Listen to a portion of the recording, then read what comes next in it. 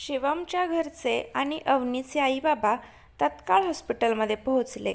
अवनीची अवस्था पाहून सगळ्यांनाच वाईट वाटलं. अवनीच्या आईला माहीत होतं की अवनीला इंजेक्शनची किती भीती वाटते. तिच्या हाताला सलाईन लावलेली पाहून त्यांच्या डोळ्यात पाणी आलं. शिवमने त्यांना सांगितलं की अवनीला ताप पावसात भिजल्यामुळं आला होता व त्यानं सर्वांना सांगितलं की तो यापुढं अवनीची जास्त काळजी घेईल. निशा व अजय त्यांच्याबरोबर रात्री हॉस्पिटलमध्ये राहण्याचा आग्रह करत होते, परंतु त्यानं सर्वांना कसं तरी समजावून घरी पाठवलं. त्यांनी रीनालाही तिच्या घरी सोडलं. शिवम तिच्याजवळ थांबला होता. त्यानं तिला थोडं खायला देऊन तिला मेडिसिन दिलं.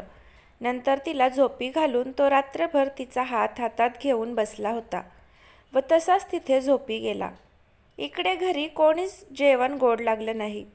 सगळेजण काळजीत होते. कोणालाही व्यवस्थित झोप लागली नाही. अवनी कधी घरी येते असं सगळ्यांना झालं होतं. ती दोघं नव्हती त्यामुळं पूर्ण घर सुनं सुनं वाटत होतं. पहाटे अवनीला जाग आली. तिचे डोकं अजूनही दुखत होतं. ती आपला हात उचलणार एवढ्यात तिला लक्षात आलं की तिचा हात कुणीतरी घट्ट पकडला आहे. ती मान वाकडी करून बघते तर शिवम तिचा हात हातात घेऊन अवघडून झोपला होता. ती शिवमकडे एकटक बघतच राहिली. किती काळजी घेतो शिवम माझी. एखाद्या फुलासारखा जपतो मला. माझ्या आईबाबांचीही काळजी घेतो. माझ्या मनाचा किती विचार करतो आणि मी मात्र त्याला त्रासच देते. आत्तापर्यंत झालेलं सगळं तिच्या डोळ्यासमोरून झरझर जात होतं. तिला काय होतंय हे तिला समजत नव्हतं. नकळत तिच्या डोळ्यातून अश्रू ओघळले होते. त्यानं थोडी हालचाल केली. भानावर येत तिनं हळूच त्याच्या हातातून हात काढून घेतला. तिच्या हालचालीमुळे तो लगेच जागा झाला. काही क्षण तो तिला एकटक बघतच राहिला. मला पाणी हवंय शिवम, ती हळू आवाजात बोलली. त्यानं तिला व्यवस्थित उठवून बसवलं. तिला पाणी दिलं. तिने पटकन पाणी पिऊन घेतलं. अवनी, कशी आहे तब्येत? शिवमने काळजीने विचारलं. आता कालपेक्षा बरी आहे, ती म्हणाली. आपण घरी कधी जाणार आहोत? अवनीने विचारलं. काही वेळातच डॉक्टर येतील. त्यांनी चेकअप करून डिस्चार्ज दिला की जाऊ आपण घरी, तो तिच्या केसांवरून हात फिरवत म्हणाला. काही वेळानं सीमाताई तिला नाश्ता घेऊन आल्या. त्यांनी मस्त पोहे बनवून आणले होते. अवनीला भेटून त्या घरी गेल्या. अवनी फ्रेश होऊन आली. अवनी, हे पोहे खाऊन घे. आईनं आत्ताच गरमागरम बनवून आणले आहेत. नको मला काही खाण्याची इच्छा नाही. प्लीज, मला नकोय. ठीक आहे, मग मी डॉक्टरला बोलावतो. अजून एक सलाईन आणि एक इंजेक्शन लावूयात आपण, म्हणजे तुला तरतरी येईल. काय रे, मी आजारी आहे ना. माझ्याशी गोड गोड छान छान बोलायचं सोडून तू मला धमकी देतोस. हेच का तुझं प्रेम?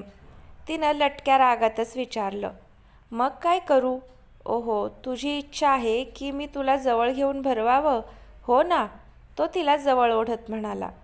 मी लहान आहे तुझ्यापेक्षा, मग लहान मुलांना असं रागावतात का सांग बरं? अवनी, तू इतकी गोड आहेस ना, पण तुला हे थोडं तरी खावंच लागेल. मेडिसिन घ्यायचं आहे, नाहीतर त्रास होईल, शिवम म्हणाला. अवनीनं मेडिसिनचं नाव काढल्यावर तोंड वाकडं केलं. तिचा तो क्यूट चेहरा पाहून शिवमला हसायला आलं. अवनी, तुला बरं वाटतंय ना आता? त्यानं तिला जवळ घेऊन डोक्यावर हात फिरवून विचारलं. हो शिवम, आता मी बरी आहे. Thanks to you. Thanks for everything Shivam, ती इमोशनल होत म्हणाली. अगं थँक्स काय, तूही मी आजारी पडल्यावर माझी काळजी घेतेस ना, आणि मी तुला असं गप्प नाही बघू शकत. जीव तुटतो माझा. मला माझी क्यूट अवनीच आवडते, तो तिच्या डोळ्यात पाहत म्हणाला. अवनी त्याच्याकडे इमोशनल होऊन बघत होती. चल फ्रेश होऊन ये, तुला नाश्ता करायचा आहे. शिवमनं तिला बेडवरून उठवून खाली उभं केलं.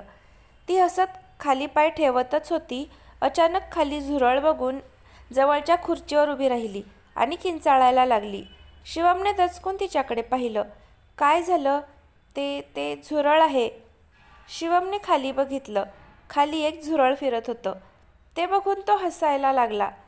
अगं झुरळच तर आहे. तिला इतकं काय घाबरायचं? ते काय खाणार आहे तुला? शिवम हसत म्हणाला. नाही, आधी त्याला हक्कल, तरच मी खाली येईल. काय तू झुरळाला घाबरते? अगं, हॉरर मूव्हीजमधली भूतं त्याच्यापेक्षा डेंजर असतात. त्यांना नाही घाबरत आणि एका साध्या झुरळाला घाबरतेस, शिवम तिला चिडवत म्हणाला. मूव्हीजमध्ये सगळं खोटं असतं, पण हे झुरळ खरं आहे. लवकर हक्कल त्याला, अवनी घाबरत म्हणाली. शिवमने कपाळालाच हात मारला. त्यानं तिला पायाला धरून वर उचललं. अवनी 2 मिनिटं ब्लँकच होऊन गेली. ती त्याच्या खांद्याला पकडून सुटण्याचा प्रयत्न करत होती. शिवम गालात हसत तिच्या चेहऱ्याकडे बघत होता. दोघांच्या चेहऱ्यात थोडंसंच अंतर होतं. दोघेही एकमेकांच्या डोळ्यात हरवले होते. त्याची नजर जाताच अवनीचे ओठ थरथरायला लागले. तिचा चेहरा कावराबावरा झाला होता. त्यानं तिला खाली उतरवलं. तिनं शांत होत नजर दुसरीकडे फिरवली. शिवमची नजर हटतच नव्हती. अवनी, झुरळ गेलंय, तिच्या कानाजवळ जात तो हळूच बोलला. त्याच्या स्पर्शानं तिच्या अंगाला गोड शहारा येत होता. त्यानं तिचे केस मागे घेतले व तिच्या खांद्यावर हनुवटी टेकवली. अवनीला काहीच सुचत नव्हतं. तिनं डोळे घट्ट मिटून घेतले. शिवम पहिल्यांदाच इतका जवळ आला होता.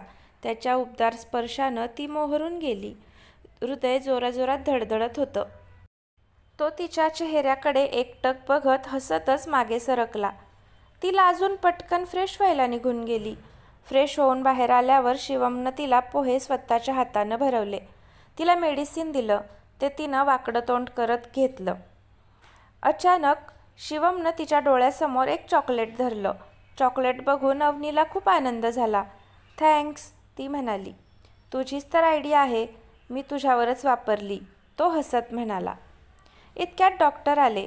त्यांनी अवनीला चेक करून तिला डिस्चार्ज दिला, पण त्याबरोबरच रेस्ट करायलाही सांगितलं. शिवम तिला घरी घेऊन आला. घरी सर्वांनी तिचं आनंदाने स्वागत केलं. अवनीचे आईबाबाही तिला भेटायला आले होते. आपल्या लेकीला इतकं प्रेमळ सासर मिळालं आहे हे पाहून त्यांच्या डोळ्यात आनंदाश्रू तरळले. अवनीला 2 दिवस घरी घेऊन जाऊ का? बरेच दिवस झालेत तिला घरी घेऊन, आणि आम्हालाही बरं वाटेल, गीताताई सीमाताईला म्हणाल्या. अहो, विचारायचं काय त्यात, तुमची मुलगी आहे, कधीही घेऊन जा.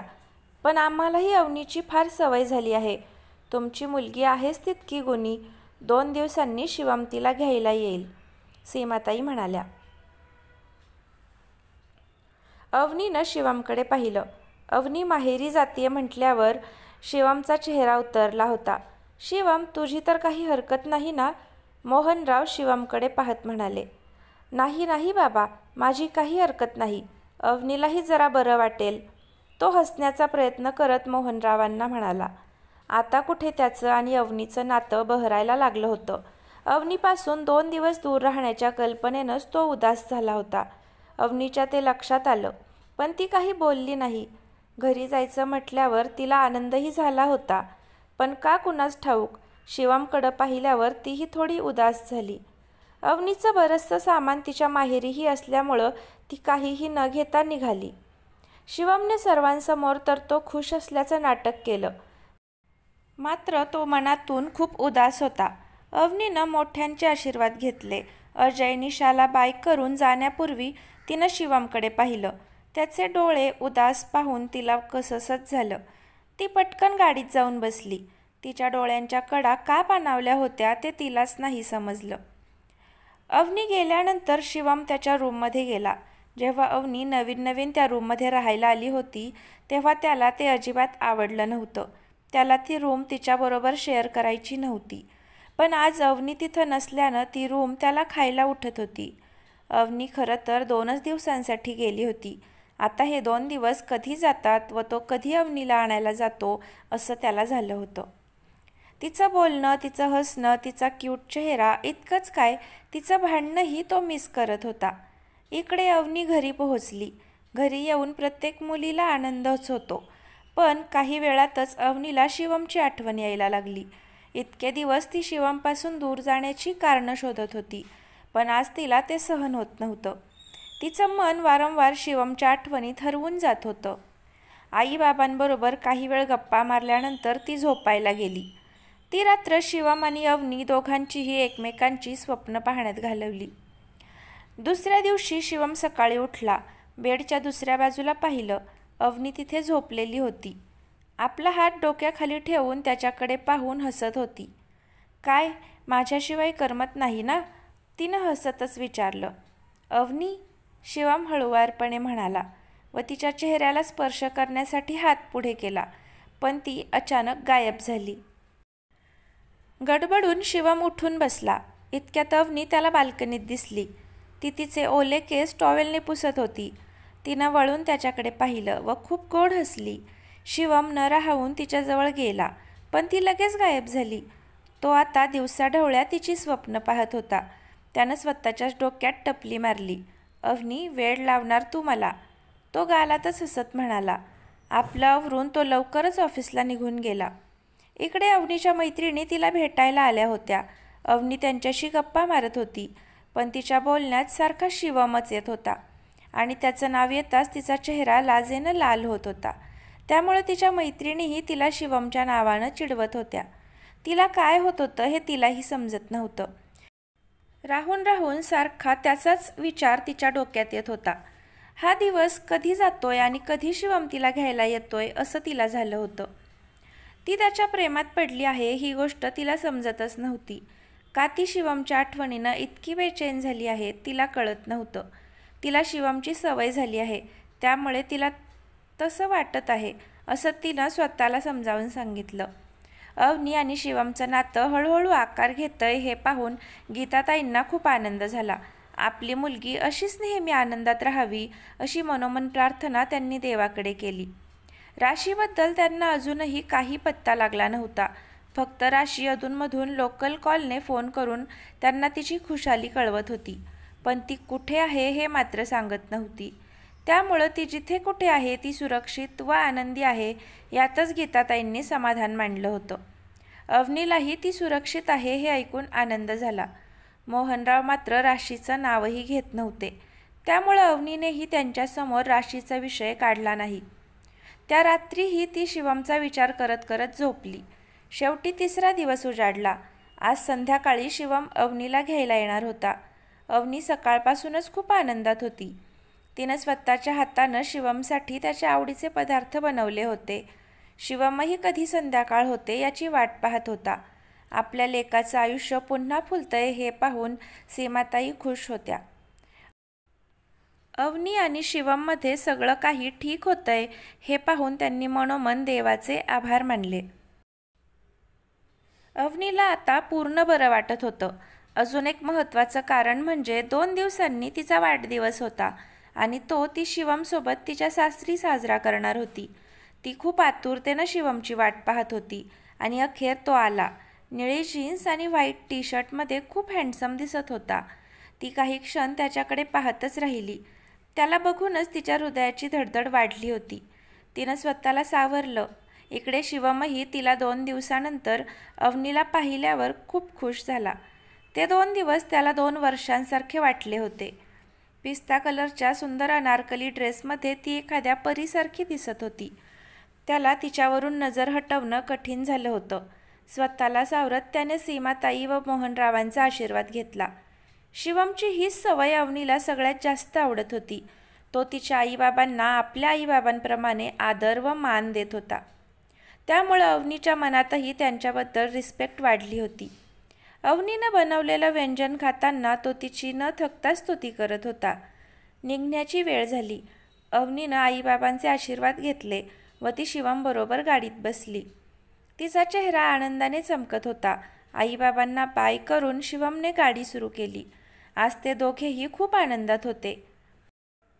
काय मग, आता बरं वाटतंय ना? शिवमनं काळजीनं विचारलं. हो, मी आता ठणठणीत आहे, अवनी म्हणाली. माझी आठवण आली? शिवमने अडखळत विचारलं. मला का तुझी आठवण येईल? मी तर घरी जाऊन मस्त मैत्रिणींबरोबर एन्जॉय केलं, अवनीनं खोटंच सांगितलं. शिवमला मात्र ते ऐकून वाईट वाटलं. इकडे तो तिच्या आठवणीनं बेचैन झाला होता.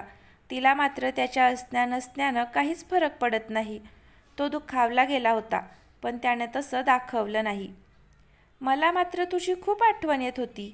हे 2 दिवस मला 2 वर्षांसारखे वाटत होते, त्यानं तिच्या नजरेला नजर देत म्हटलं. त्याच्याकडे पाहून अवनीच्या हृदयाचा ठोका चुकला.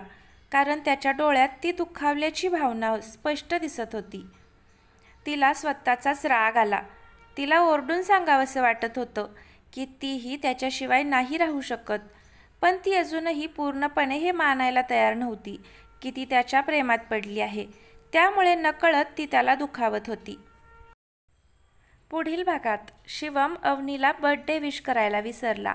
पुढे काय झालं ते नक्की पहा आणि पुढचा भाग पाहण्यासाठी चॅनलला आत्ताच सबस्क्राईब करा. कथा आवडत असेल तर लाईक करा. धन्यवाद.